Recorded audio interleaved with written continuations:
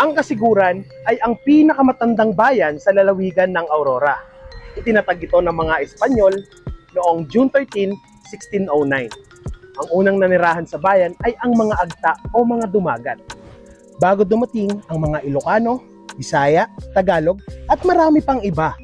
At nasa 26,855 naman ang populasyon ng bayan ayon sa datos ng PAPSEN noong 2024.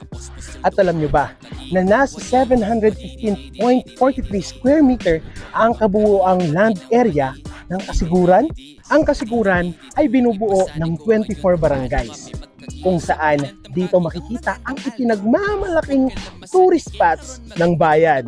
Kaya ngayong araw, samahan nyo akong tuklasin ang ganda ng pinakabagong bukas na tourist spot sa bayan ng Kasiguran, ang Kaletket Trail. Una, babiyahe tayo mula sa bayan ng Kasiguran papunta sa Barangay Coso, Sitio Dumaguipo.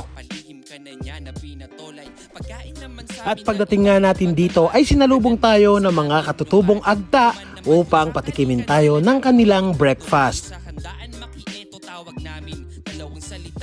Bago po kayo pumunta ng doon sa mismong lugar, ay may gusto ko lamang pong magbigay ng kaunting paalala para po doon sa mga dapat at hindi dapat gawin mula po dito papunta doon sa Jaguan.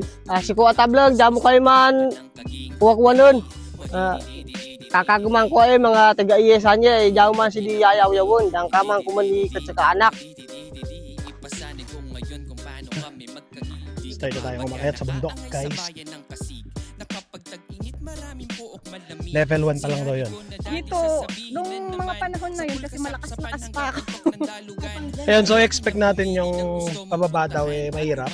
Habang tinatahak natin ang daan, ay nakikita ang kagandahan ng mga puno at mga tanawin, mga huni ng ibon, at mararamdaman ang sariwang hangin ng kalikasan. Grabe yung experience. Sobrang sulit, no? Nakakapagod. Hindi siya masakit sa tuhod, hindi siya sa trentahin, hindi siya masakit sa tuhod. Ang adventure na ito ay hindi lamang paglalakad sa kabundukan o kagubatan, kundi isang pagkakataon upang makalapit sa kalikasan, mapanatili ang kalusugan at makapagpahinga mula sa ingay ng araw-araw na buhay. At ito ang aking kabuuang experience sa Kaletket Trail. Talaga namang nakaka-excite, challenging at nakakamangha ang likha ng may kapal.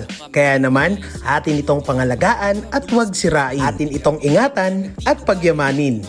Maraming salamat sa panonood. Hanggang sa susunod. Nasa lubok pa rin ng bagi ang purong mga digi-diga, umatiga, bulos tiga, diget-tiga, buke.